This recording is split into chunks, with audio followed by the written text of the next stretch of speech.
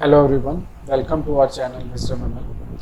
So in this video we will be discussing how we can build a machine learning or deep learning based model uh, for detecting skin cancer, and for that we will be using transfer learning approach, and in that we will be using mobile network.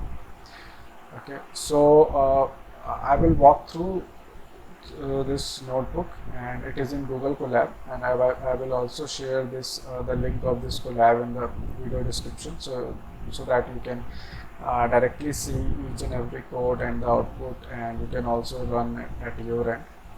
But one thing I just want to tell you that the data set which I have used, we cannot share because that is in GBs, right? It is in 9 GB, so you have to download it from the website. I will just show after that where this website is and from where you need to upload the data set. And after uploading the data set, you need to prepare the data. Basically, you need to save the data in different folders based on the classes which you want to classify. Right? So I will walk you over the whole this notebook. But before that, we will let's talk about the data set. Okay, so the skin cancer data set is in ISIC challenge, which is a international skin archive skin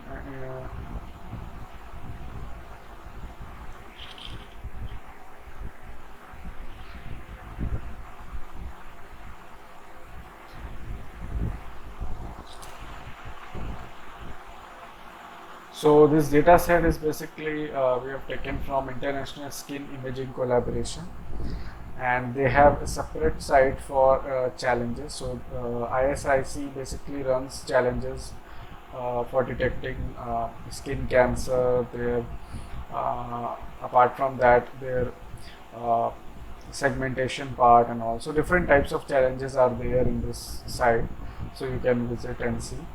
And here they have data set for different years of challenge, like 2016 we have different data set, 17 we have different data set, and sometimes we have different use case also. In 2018, as you can see, 2019. So for this particular video, I have used this one 2019 data set, and it is, you can see, 9.16 GB is the size of this data set.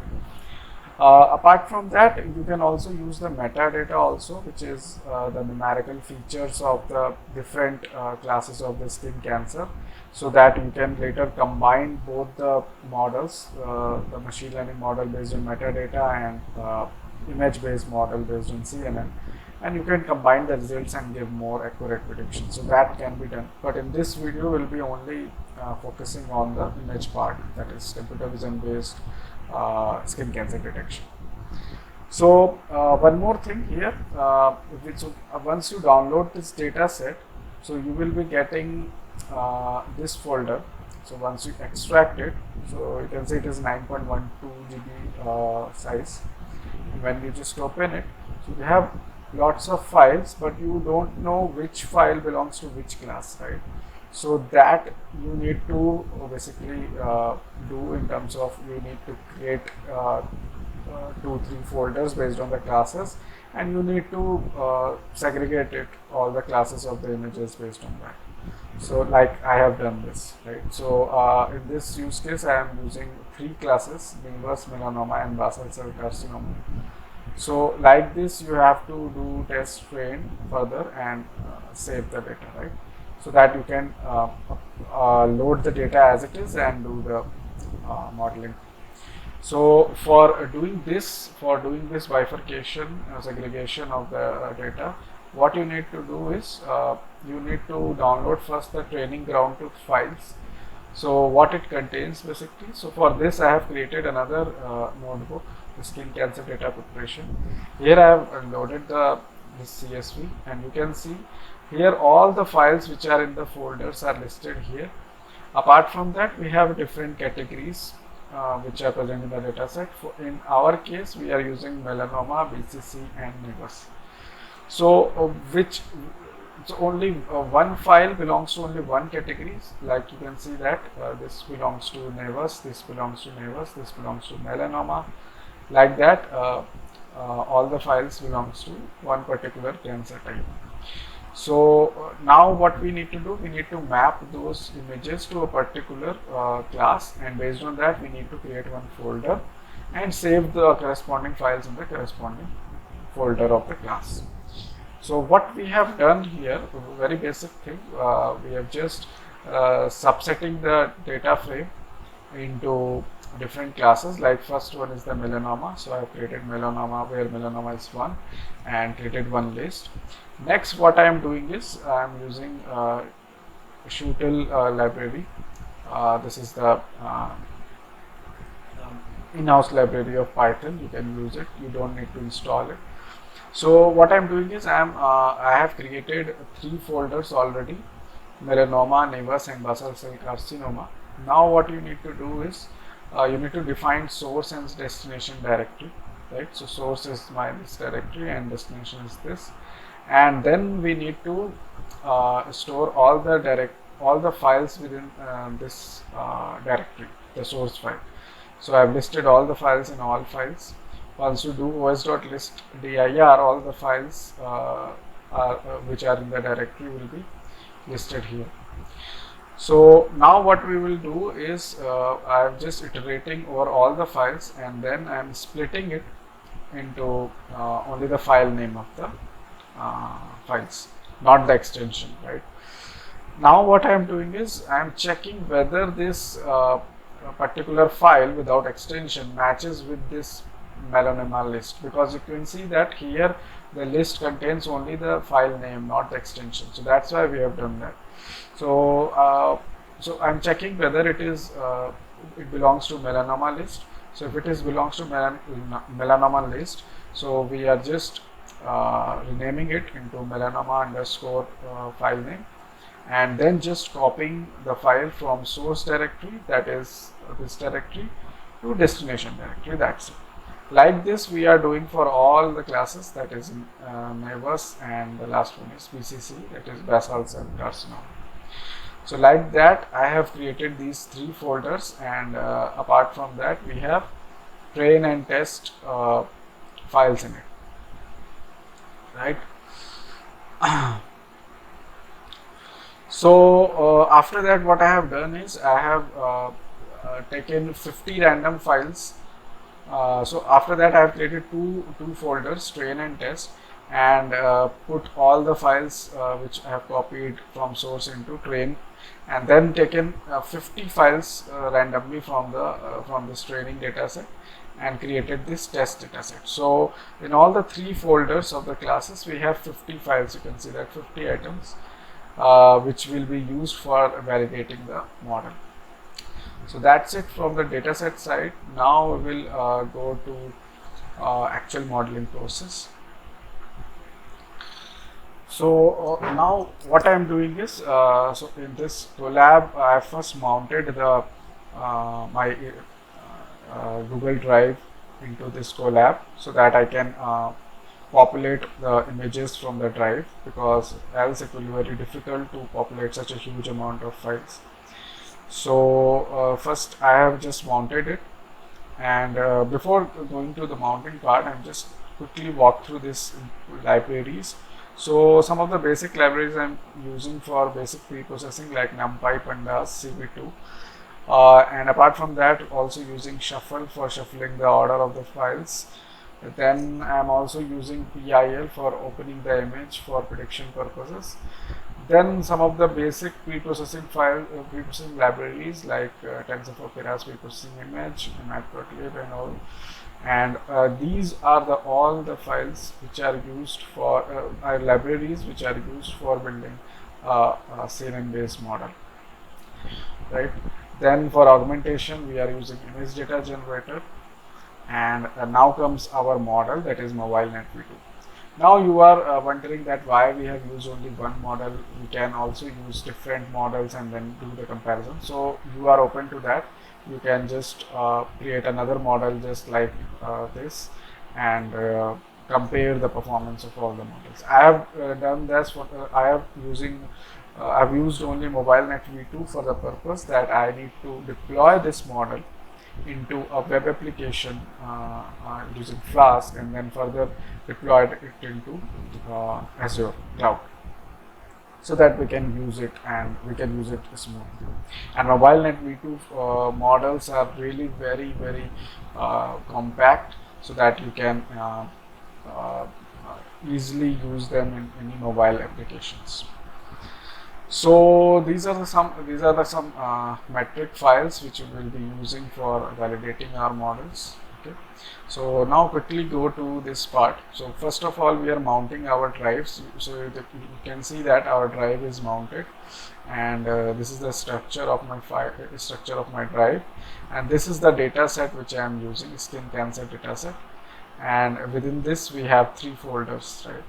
So from there we'll be populating our images. So next step is how we can load the images. So we have created 3 directories: BDIR, MDIR, MDIR, belongs to Basal cell, Melanoma and Nevus. So we have given the training path for all the classes of the images, and then we are listing all the files in B images so that we can use it for plotting sample images. Now we are plotting sample images. So you can see that this is the basal cell carcinoma sample image. You can see that there is a slight you can say a spot in the middle, or you can say circular format. In some of the cases circular format, in some of the cases they are spread almost everywhere in small dots. So it depends, this type of cancer also depends person to person, skin to skin type. So it changes its shape and size and its color. So it's quite difficult to just identify by just seeing your normal visions. And that's why in some of the time dermatologists also do mistakes. So that's why we are building this type of model which can help them in assisting in identifying particular skin cancer type. Second, you can see this melanoma. Melanoma is you can see that it is more affected, and it is the most I have told you in the first video, it is the most serious type of skin cancer. You can see that spreading is quite visible, and it's spreaded more area in comparison to basal cell. And this is nevus. This is the benign form of cancer, and it is not basically cancer. It is basically a mole, right, which sometimes convert into cancerous form, but usually it is not cancerous. So sometimes what happens, some patients come, and most of the cases they have nevus, so they want to know whether it is a skin cancer or it is a normal nevus, right, or it's just a mole. So that's why we have taken this category also, so that the model can also identify normal cases also. Now come the data preparation part. So what we are doing is, this is a very important step, guys, just focus on this step. So why we are using this step in any computer vision application or computer vision use case. So what I am doing is, I am creating 2 lists, data and labels, and one by one I am initializing one directory where we have a particular class of images. So first of all, I have initialized Basal, and I am declaring all the files. I am listing all the files within the train folder. And now what I am doing is, I am iterating over all the files in Basal directory, and then I am reading each of the files one by one, one by one. Like A in Basal means one file within the Basal, right? So we are creating this URL plus A, that means one particular file will be read by this, and so we have to first read the file before performing any transformation. So after reading the file, what we are doing is, we are converting it into RGB format, and then we are converting, and we are converting it into arrays and then resizing it into a standard size, that is 224 cross 224.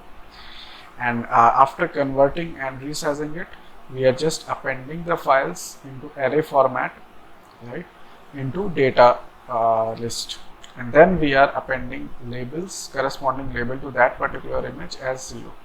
So what we are doing is we are assigning Basal as label 0, Melanoma as label 1, and Nevus as label 2.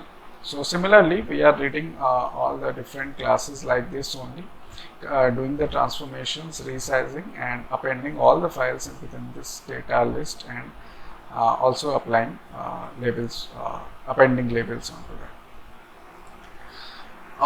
Now the question is what we will do by doing this after that, right? So now what I am doing is we are further creating it into np.array and supplying data into it. Then again we are converting the label list into array format, right, and then saving it into NumPy. So NumPy based arrays are very smaller and compact in size, and I am doing this only so that we can load those files later for modeling purpose or anytime. So every time you don't need to do this operation again and again. You just have to create the first data and labels, save it into by giving suitable name, right, and from the next time when you want to do modeling, just load the files from the particular location where you have saved those NumPy features or labels. So this will really save your time in loading and saving the images, because now you are loading the images from NumPy arrays, which are very memory efficient. So now you know that what we have done, we have sequentially loaded all the images, right, labels. So everything is sequentially right now. So if we do modeling for sequential data, so there may be a chance that model will learn a specific pattern and then do predictions that will be really inaccurate and biased. So what we are doing is we are totally randomizing those data features and labels, okay, so that there will be no fixed pattern of sequences. And after that you can see that the length of the training data is basically 12,295 images we have, and we have 3 classes. Now what we will do, we have features, we have labels, so we have to split it into training and test set. So next what we are doing it, we are just simply splitting it into training and test set into 20% of the test data and 80% of the training data.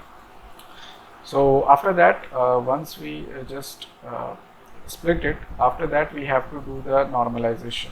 So what this normalization does is, we know that every file, every image is in RGB format. So now what we have to do, we have to normalize it, convert it into grayscale, so that it will not take much memory, and it will also converge faster if we do the normalization, because we only need some basic shapes of the images for actual identification. We don't need colors and everything. So that's why we are normalizing it by dividing all the files into images by 255. We know that all the RGB images, if we see, we have 0 to 255 range, right? And once we divide the numbers which are between 0 to 255, we will get values within 0 to 1. That will be more normalized, right? So now after that we will converting those label white and white test into 2 categorical format into 3 classes, so that we can easily combine them with the training and test data and do the modeling part. Now comes the image augmentation. So As we know that we have an unequal distribution of different classes of the data, like basal cell carcinoma, melanoma and nevus. Melanoma and nevus have 4,000 something files, but basal cell carcinoma has only 3,200 something files. So for building a more stable and robust model, we need to perform some augmentation. So what augmentation will do?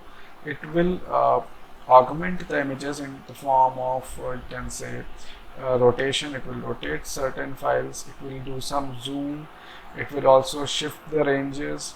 Like that, we are performing certain transformations so that it will generate augmented data. So it will basically increase our training data for building the model or training our model. Next comes the model building part. So now what we are doing is we are calling our MobileNet V2 model, where we are declaring that we don't have to include the top, because if we include the top it will take more time for training. So we are only using the pre-trained version of it. And the weights we are using ImageNet. We all know that all the ResNet, MobileNet, VGG 1619 are trained on ImageNet dataset, where we have different categories of images, and these network classify those images into different classes. Now what we are doing is we are making the layers in the base layer, that is the base layer of the convolution network is we have certain basic features for that in every layer. So what we are doing is we are basically enabling those base layer as to enable true. So once we just do the training, then those base layers will also be trained or customized based on our use case. Okay, because just understand like this, we have a pre-trained model like any human which is already trained. Let's say any human who is 10 years or 12 years old, who know the basic distinction between shapes. So once we give them a task to identify what is the size, what is ball, what is pencil box, what is let's say a flower. So he knows some basic features by visualizing it in their mind, and by those basic knowledge he can use his basic knowledge, intelligence, and then classify those objects into different classes. So like that we have trained our MobileNet model on different images, different types of varied images. So it has some basic understanding of shape, size and different objects. So when we do base layers trainable is equal to 2, so it will do custom training over our dataset, so that it can utilize its learning, whatever it has learned from the ImageNet dataset, and utilize those learning into our custom dataset. So that will be, the training will be fast, accurate, and it will be more efficient in building the model, right? So in this, what we are using is we are using converse base, that is this MobileNet V2. Now we are using global average pooling, and now on top of that we are using some dense layer. So in this case I am using 256 dense layer, 256 neurons. After that I am using dropout of 0.2, then again using 64 and dropout of 0.1. Dropout will help in breaking the symmetry between the neurons, because once we use dense layers, so there may be a chance that if we use all the neurons for learning purpose, so there may be a chance that a specific pattern is learned by the model, and it will create symmetry within itself, so which will actually restrict them to learn some new information from the images.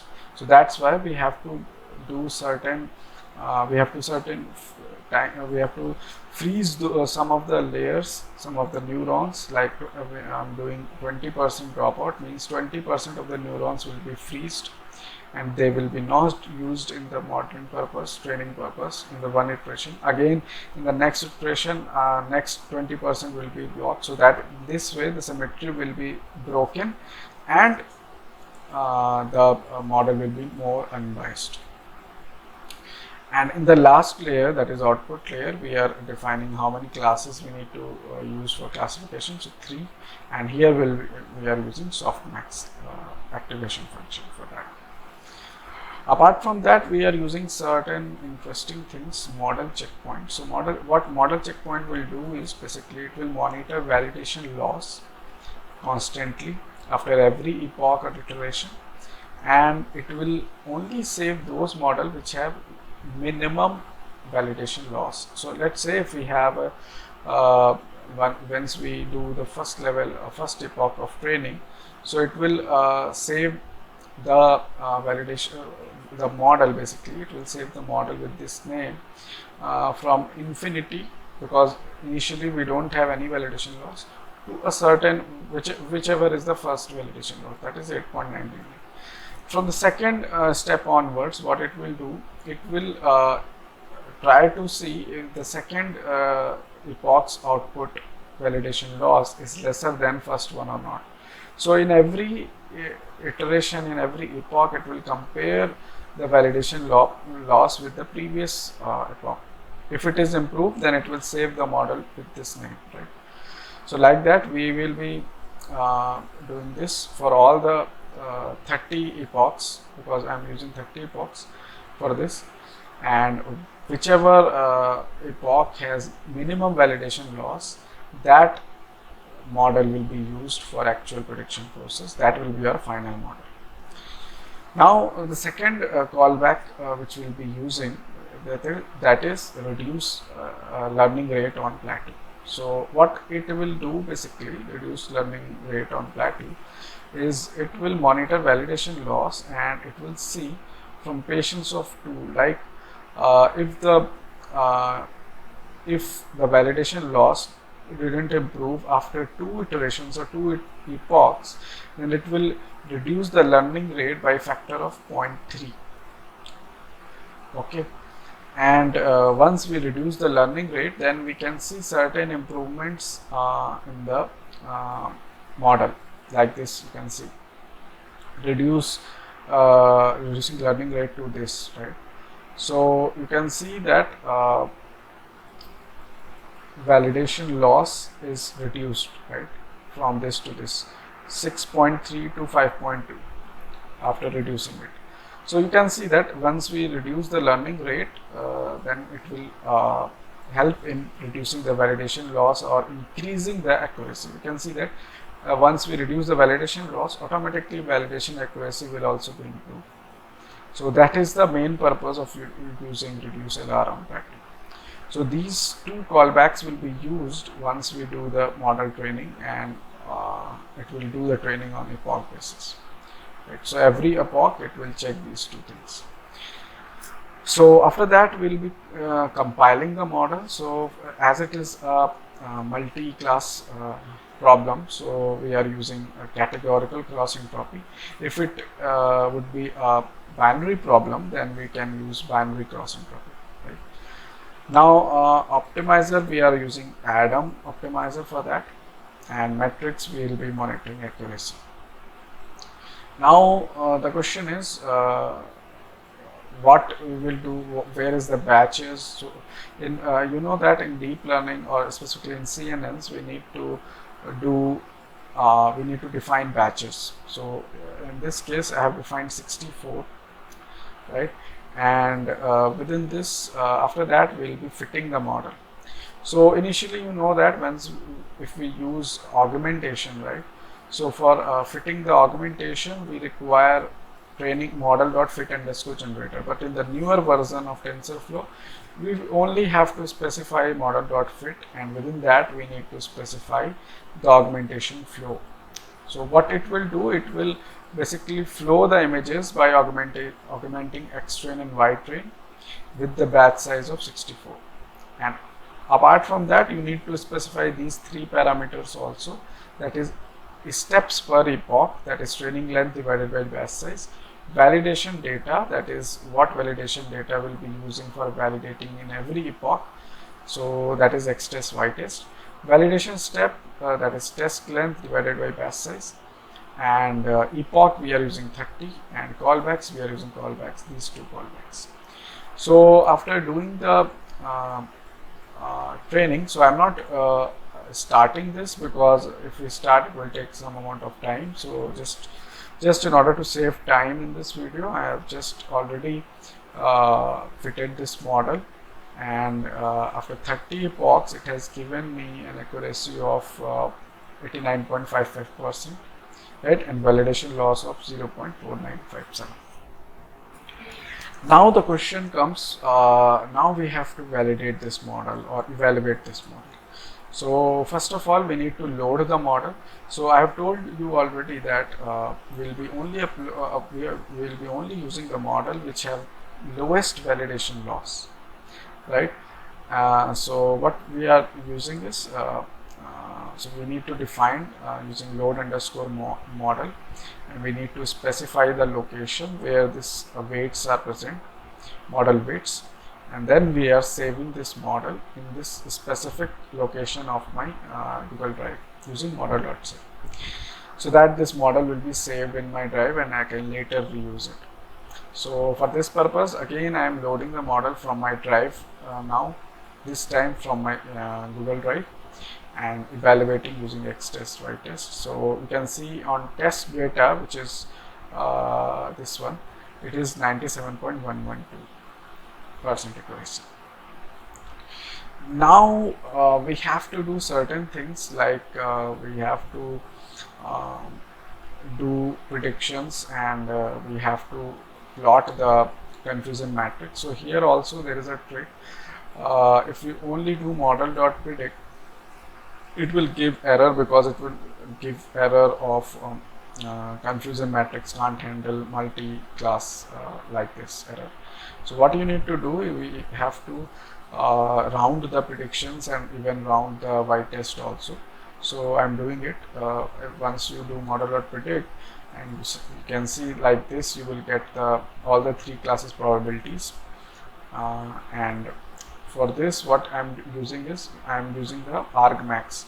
So what it will do, within this probability it will select the probability which is maximum, right? So I am supplying here rounded predictions and getting all the predictions here. Now we have to do round labels also. So in Y test I am using again argmax and taking the label, that is the largest label. You know that all the three classes have 0, 1, 0 like this. So we will be taking only one that is having one value, the maximum value. Now what we are doing is we are doing prediction. So model.predict, we are supplying X test, batch 16, and then I'm setting batch 16. Now I am using this code for plotting the confusion matrix.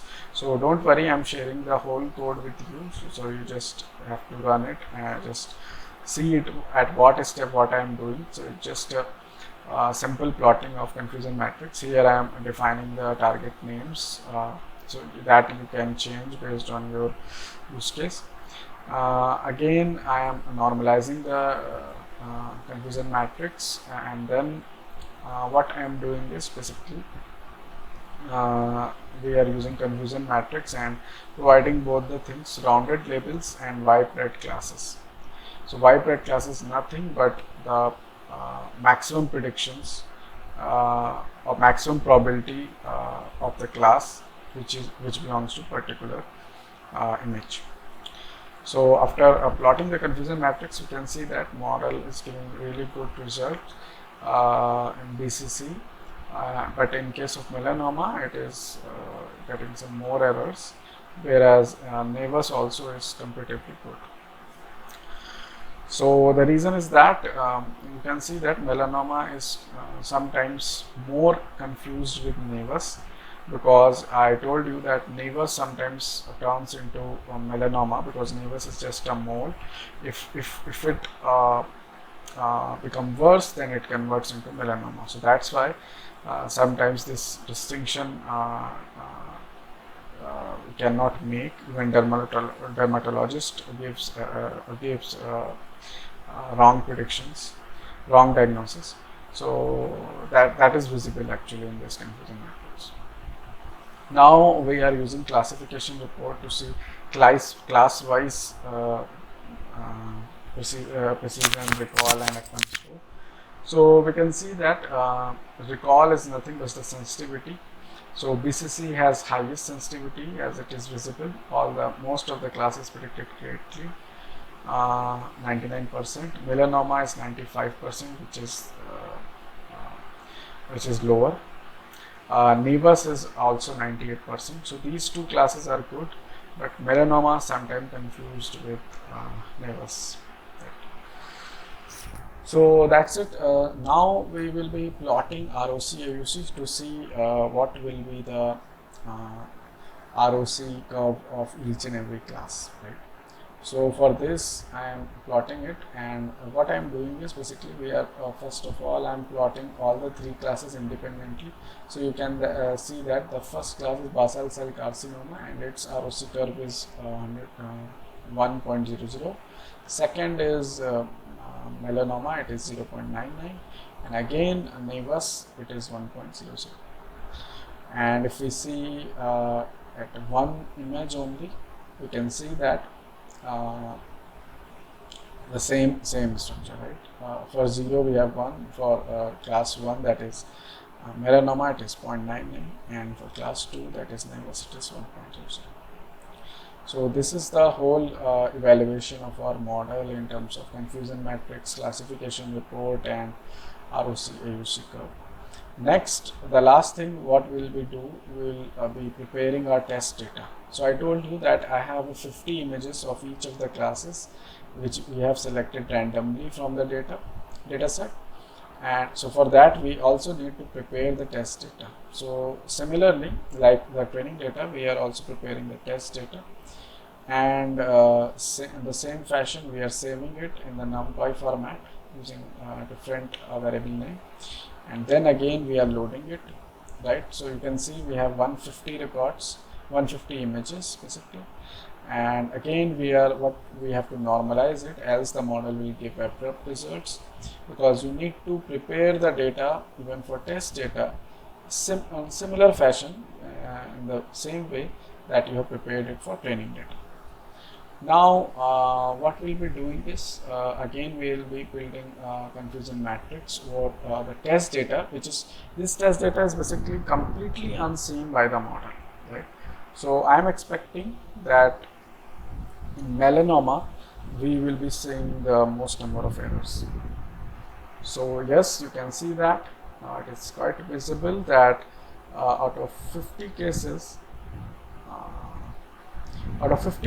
we have 25 only correct cases, right, and 24 are wrong cases, and that all belongs to nevus, and only one belongs to BCC.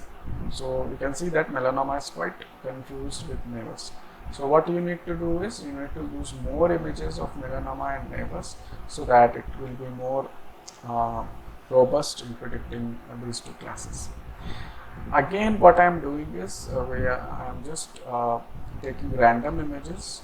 The first one is nevus, second is melanoma, and third one is basal cell carcinoma. And now we are creating this dictionary for mapping each of the classes with their corresponding labels. And then we have created this function for predicting the images, right? Any random image if you want to predict, you can do this with this function. So in the first case, what I am doing is I am doing all the transformations, right, and then predicting that transformed image, and whatever the prediction is, I am remapping those predictions with the actual class name. So you can see that the first one is the nevus, that is true. The second one is the melanoma, that is also true. The third one is BCC, that is also predicted true. So our model has done really good in predicting random images of all the three classes. Now I'll be plotting the sample predictions. So we have 12 images. I'm just plotting 12 images for now, and we are plotting and giving whatever the predictions we have and what is the actual label. Right. So you can see that these are the correct predictions, all the correct predictions.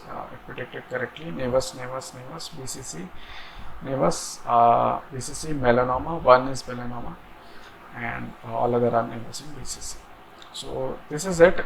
This is the complete walkthrough of our skin cancer notebook.